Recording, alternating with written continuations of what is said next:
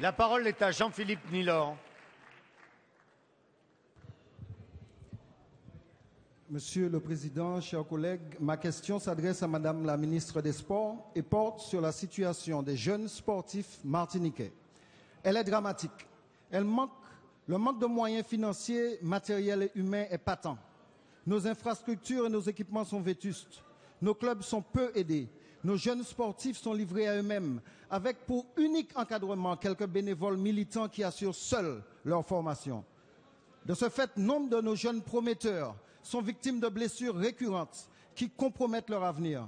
Certains cèdent au découragement, à l'image de tous ces adolescents issus des pôles espoirs sous-équipés, sous-encadrés, qui, démotivés, viennent grossir chaque jour leur rang des quelques 12 000 jeunes martiniquais en situation d'errance.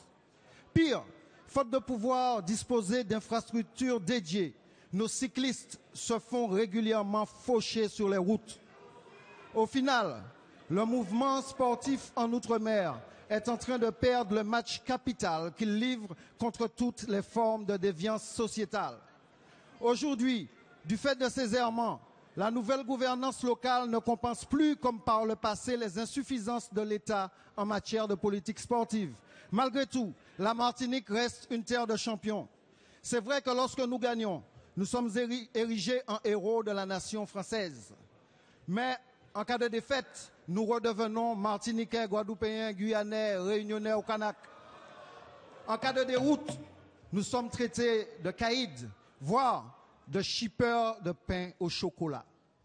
Nous attendons une politique globale qui reconnaît l'identité des territoires, qui accorde au bénévolat sportif un statut d'utilité publique, qui alloue des aides réelles aux sportifs de haut niveau, qui favorise la mise à disposition de nos joueurs en sélection lorsque nous sommes engagés dans des compétitions internationales. Madame la ministre, entendez-vous impulser cette véritable rupture? La parole est à Madame Valérie Fournéran, ministre de la Jeunesse et des Sports, de la Jeunesse, de l'Éducation populaire et de la vie associative.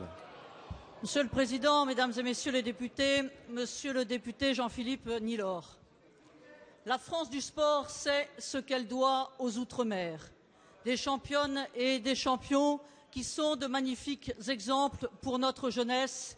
Et encore cet été, aux Jeux Olympiques et Paralympiques, Marc-André Crater, Coralie Balmy ou Mandy François-Hélier sont là pour en témoigner.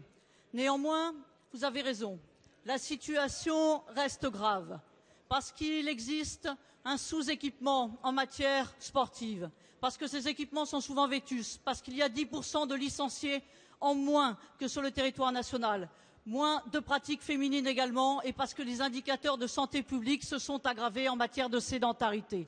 J'ai souhaité depuis 6 mois réorienter cette politique sportive prioritairement pour le sport pour tous et sur tous les territoires, et c'est dans ce cadre, malgré la situation exsangue du CNDS, que sera soutenu l'Institut régional de formation. Soutenir également l'emploi, et une convention cadre a été signée avec le CNOSF et nous avons veillé avec Victorin Lurel à ce qu'il y ait une bonification pour les jeunes d'outre-mer. Accompagnement des sportifs de haut niveau avec une retraite de haut niveau qui est pour la première fois financée.